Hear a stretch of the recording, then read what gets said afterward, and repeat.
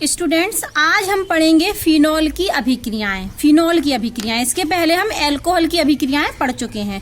तो फिनॉल का यदि हम रेजोनेंस देखें सबसे पहले, तो हम आपको बोले हैं कि फिनॉल इलेक्ट्रॉन रागी प्रतिस्थापन अभिक्रियाएं देता है। ये आप पढ़ चुके हैं, क्यों देता है वो भी समझ लीजिए।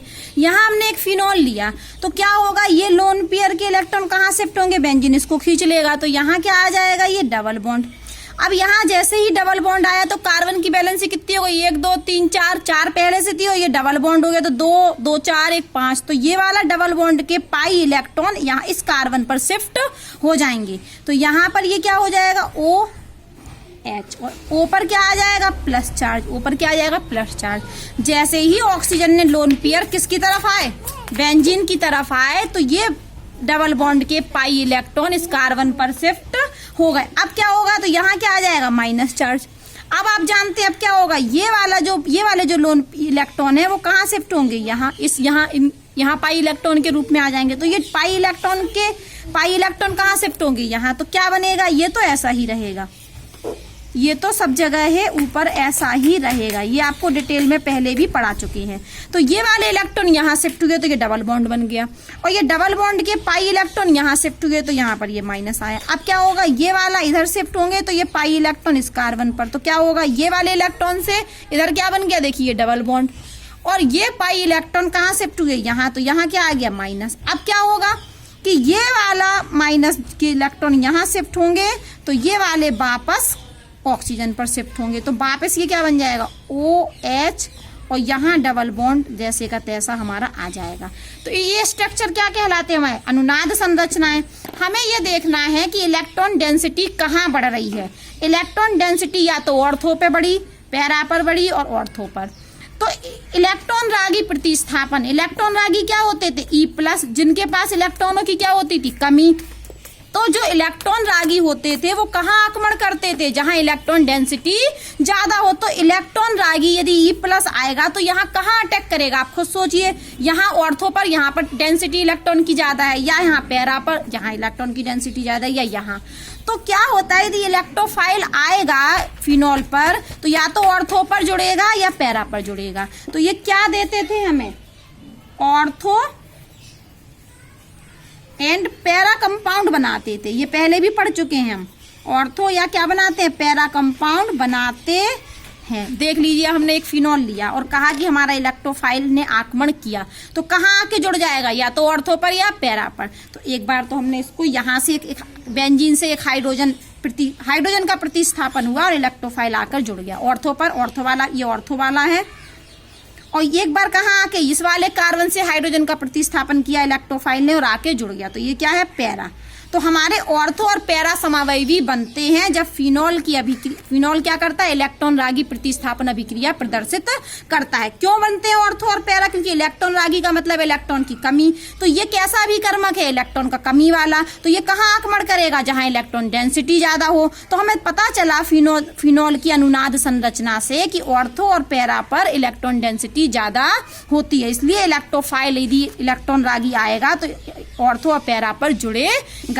इसी के अनुसार हम नाइट्रोकरण पढ़ते हैं। नाइट्रोकरण का मतलब है नाइट्रेशन कर रहे हैं। तो नाइट्रेशन में हम किसकी उपस्थिति में करते हैं, HNO3 की उपस्थिति में। और आपको याद होगा कि हमने बताया था कि नाइट्रेशन में जब HNO3 लेते हैं तो HNO3 से हमें इलेक्ट्रोफाइल क्या मिलता है, E+ क्या मिलता था, याद करो, NO2+। किसी को याद है ये बात, जब हम नाइट्रेशन करते हैं तो इलेक्ट्रोफाइल हमें क्या मिलता है, NO2+। तो अब हमने क्या किया, फिनॉल लिया और फिनॉल की अभिक्रिया डाइल्यूट HNO3 और H2SO4 की उपस्थिति में करा दी। तो HNO3 किस में टूट जाएगा, NO2 में टूट जाएगा। जो प्लस है, प्लस चार्ज लगा, इलेक्ट्रॉन की कमी है, तो ये NO2 ग्रुप कहाँ जुड़ सकता है, या तो ऑर्थो पर या पैरा पर। फिर से सुनिए, हमने फिनॉल लिया, फिनॉल की अभिक्रियाएं हम पढ़ रहे हैं। तो फिनॉल की अभिक्रिया हमने किससे करा दी, डाइल्यूट HNO3 से करा दी H2SO4 की उपस्थिति में। तो ये इससे हमें HNO3 टूट गया और हमें क्या मिल गया, NO2+ मिल गया। और NO2+ एक क्या है, इलेक्ट्रॉन का कमी वाला स्पीसीज है, इसी को हम इलेक्ट्रॉन रागी E+ कहते हैं। तो इलेक्ट्रॉन रागी कहाँ आक्रमण करता है, ऑर्थो और पैरा पर। अब हमारा इलेक्ट्रॉन रागी क्या है, NO2+। तो NO2+ हमें HNO3 से मिल गया, तो NO2+ जाके कहाँ जुड़ेगा, एक बार फिनॉल पर ऑर्थो पर जुड़ेगा, एक बार पैरा पर। तो ये देखिए, मैंने एक बार जोड़ दिया NO2 ग्रुप ऑर्थो पर और एक बार कहाँ जोड़ दिया, पैरा पर। तो ये हमारी क्या बन गई, ऑर्थो नाइट्रोफिनॉल, और ये हमारी क्या बन गई, पैरा नाइट्रोफिनॉल। ठीक है, तो ये दो समावयवी बनते हैं, इनका मिश्रण बनता है। जब फिनॉल की अभिक्रिया में HNO3 से कराते हैं तो ऑर्थोनाइट्रोफिनॉल और पैरा नाइट्रोफिनॉल का मिश्रण प्राप्त होता है। अगर हम चाहें कि इन्हें अलग करना चाहें तो हम इनको बाष्पीय आसवन फ्रैक्शनल डिस्टिलेशन से पृथक कर सकते हैं। कैसे? आप जानते हैं कि जो पैरा वाला नाइट्रोफिनॉल होता है इसका बॉइलिंग पॉइंट बहुत ज्यादा होता है। पैरा नाइट्रोफिनॉल का बॉइलिंग पॉइंट का मान ज्यादा होता है ऑर्थोनाइट्रोफिनॉल से। क्यों होता है वो भी समझा रहे हैं। तो पहले हमने ये बोला कि ये पैरा वाला जो है इसका बॉइलिंग पॉइंट का मान ज्यादा है, किससे, ऑर्थो से।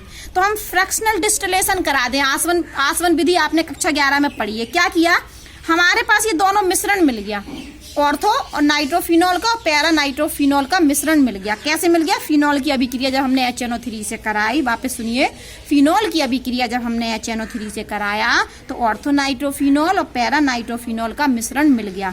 अगर हम इस मिश्रण को अलग करना चाहें तो आसवन विधि से कर सकते हैं। तो एक हमने ये कोई ले लिया फ्लास्क, इस फ्लास्क में ये भरा हुआ है ये दोनों। अब हमने इसको गर्म किया। क्या किया? गर्म किया। ये जो हमने राउंड बॉटम फ्लास्क लिया इसमें ऑर्थोनाइट्रोफिनॉल भी है और पैरा नाइट्रोफिनॉल भी है। जब हम इसको गर्म करेंगे तो पहले किसकी वाष्प बनेगी? जिसका बॉइलिंग पॉइंट कम होगा। तो बॉइलिंग पॉइंट कम किसका है? ऑर्थोनाइट्रोफिनॉल का। तो पहले वाष्प बनेगी ऑर्थोनाइट्रोफिनॉल की, और जिन्हें हम इकट्ठा कर लें, एक संघनित लगा दें यहाँ पर और यहाँ पर फिर इकट्ठा कर लें। तो पहले वाष्प किसकी बनेगी? जिसका बॉइलिंग पॉइंट कम होगा, ऑर्थोनाइट्रोफिनॉल की। तो यहाँ पर जब हमने इस मिश्रण को गर्म किया तो पहले हमारी भाप बनेगी, वाष्प बनेगी ऑर्थोनाइट्रोफिनॉल की, और यहाँ पर हमने एक संघनित लगा दिया तो वाष्प क्या होगी? ठंडी।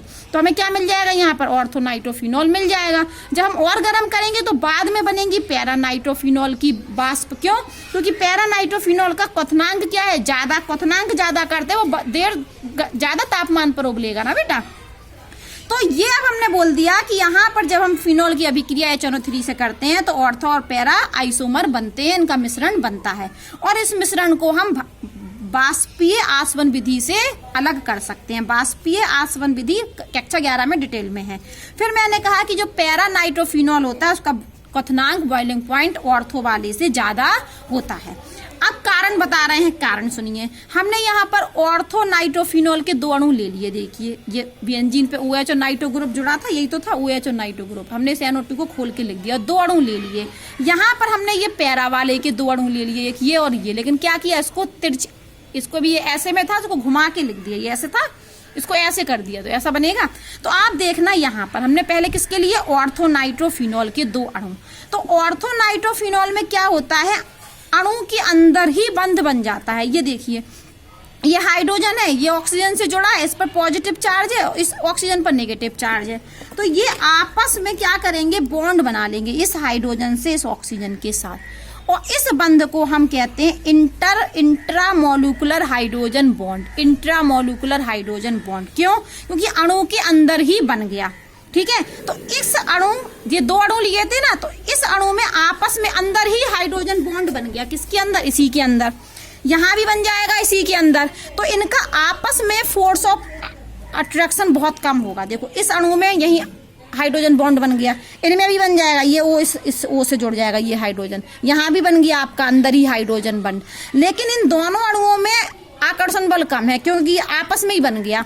जबकि हम पैरा वाले में देखें तो पैरा वाले का एक अणु हमने ये लिया, एक ये लिया, तो पैरा में क्या हुआ? ऑर्थो में तो OH ग्रुप और NO2 ग्रुप पास पास थे। देखो यहाँ से देखिए, ऑर्थो में OH और NO2 पास पास हैं, यहीं की यहीं हाइड्रोजन बंध बन जाता है। जबकि पैरा में OH और NO2 ग्रुप क्या है? दूर दूर हैं, तो आपस में इनमें हाइड्रोजन बंध नहीं बनता है। लेकिन हाइड्रोजन बंध बनता तो है एक अणु का दूसरे अणु के साथ। मतलब एक ऑर्थो पैरा नाइट्रोफिनॉल में एक OH यहाँ तो नहीं बन सकता आपस में। यदि हम दो अणु हों हमारे पास, ये दो बना लिए हमने, तो इस O का और इसका इंटर मतलब आप दो अंतराण्विक दो अणुओं के बीच में। देखो बेटा, ये भी हाइड्रोजन बंध है और ये भी हाइड्रोजन बंध है। ये हाइड्रोजन बंध को हम इंट्रामोलिकुलर कह रहे हैं, एक अणु के अंदर ही बन गया। इसको बोल रहे हैं इंटरमोलिकुलर, दो अणुओं के बीच में बन गया। तो अब आप जान रहे हैं कि ये दोनों अणु आपस में जुड़ गए, किसके? पैरा वाले के, इंटरमोलिकुलर फोर्स के द्वारा। इंटरमोलिकुलर हाइड्रोजन बंध के द्वारा। मतलब इन दो पैरा वाले के दो अणुओं के बीच में आकर्षण बल है, क्योंकि हाइड्रोजन बंध बन रहा है, इसलिए इसी वजह से पैरा वाले का क्वथनांक ज्यादा होता है। कोई आपसे, मैंने यहाँ बोला ना कि पैरा वाले का क्वथनांक बॉइलिंग पॉइंट ज्यादा होता है, किस वाले से? ऑर्थो वालों से। तो आप कारण पूछेगा कोई तो आप बोलोगे कि पैरा में क्या होता है, इंटरमोलिकुलर हाइड्रोजन बॉन्ड पाया जाता है। इंटरमोलिकुलर हाइड्रोजन बॉन्ड मतलब दो अणुओं के बीच में हाइड्रोजन बंध बनता है, जिससे दोनों अणुओं में फोर्स ऑफ अट्रैक्शन बढ़ जाता है, और फोर्स ऑफ अट्रैक्शन बढ़ गया तो बॉइलिंग पॉइंट बढ़ गया। जबकि ऑर्थो वालों में आपस में फोर्स ऑफ अट्रैक्शन नहीं होता है, क्योंकि आपस में कोई भी हाइड्रोजन बंध नहीं बनता है, एक अणु के अंदर ही बन जाता है। इसका इसके अंदर बन गया, तो इनका आपस में तो कोई अट्रैक्शन नहीं है ना दोनों का। तो जब हम गर्म करेंगे तो इनको तोड़ने में हमें कम तापमान की आवश्यकता पड़ेगी, तो कम तापमान की आवश्यकता पड़ेगी तो बॉइलिंग पॉइंट कम होगा।